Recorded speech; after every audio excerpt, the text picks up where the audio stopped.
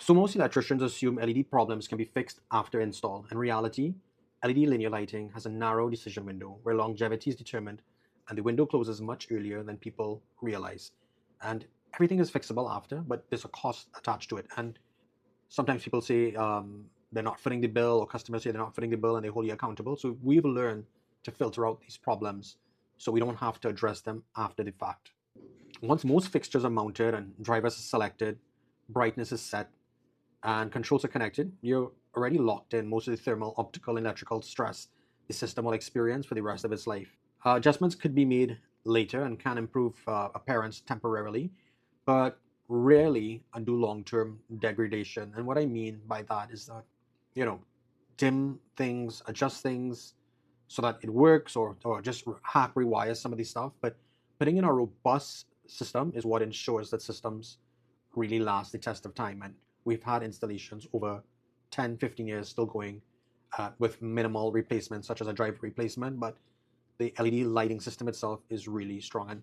And those causes that I mentioned, and that's why the LED installations age badly, even to the point where nobody could point a finger at one single mistake, especially when you're centralizing transformers and you don't have the correct wiring in place. So understanding this decision window is what separates installs that survive from installs that slowly decline over time. If a decision affects heat, load, usage, it affects longevity. And it's usually made before the first power up. So before your next LED install, pause and write down these things. Where will the fixture live, such as the environment and location? Is it indoor? Is it outdoor? Is it indoor wet, like a spa room? So take time to understand the environment.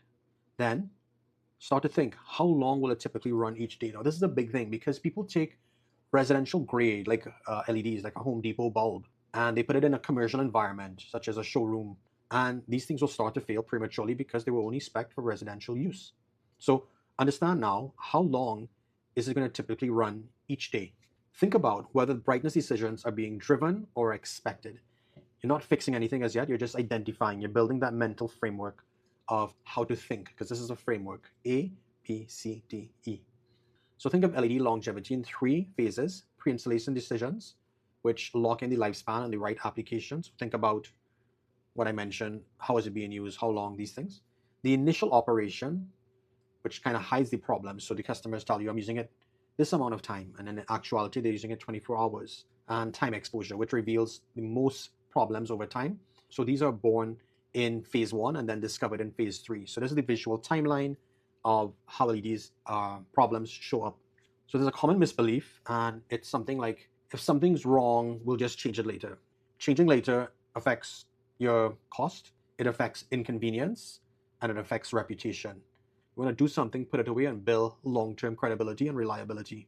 Now, this works for fittings if you have that mindset, like a screw-based bulb. It does not work for cumulative stress in LED linear lighting systems because there can be many root causes of why things are happening. And even people who are using the high voltage systems, you have to deal with replacement parts. If something goes wrong, the lead time to get that specialized part, or the supplier may not even give you the option to get a part. They may say you have to put in the whole new thing. And then you have to do the warranty whole issue. You have to go do the whole warranty shindig where you document and try to get back your warranty and what have you. So we want to avoid these systems. So we've seen installs where brightness was reduced months later to address glare. I'm just giving you an example. But by then the project was finished and the client had to spend on wiring a low voltage dimming system. So they had to run two control wires to get that 0 to 10 dimming. Now the adjustment improved overall appearance, but it also pushed the project into cost overruns because that decision window that we're talking about in the beginning that sets up this framework was missed. So you don't need to become an engineer to protect longevity. You just need to recognize when decisions matter the most. And you could solve all this by understanding this framework we're about to teach.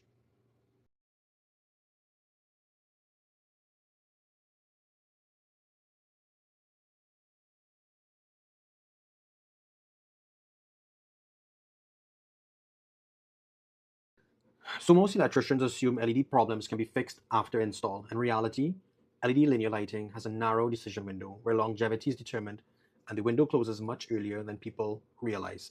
And everything is fixable after, but there's a cost attached to it. And sometimes people say they're not fitting the bill, or customers say they're not fitting the bill and they hold you accountable. So we've learned to filter out these problems so we don't have to address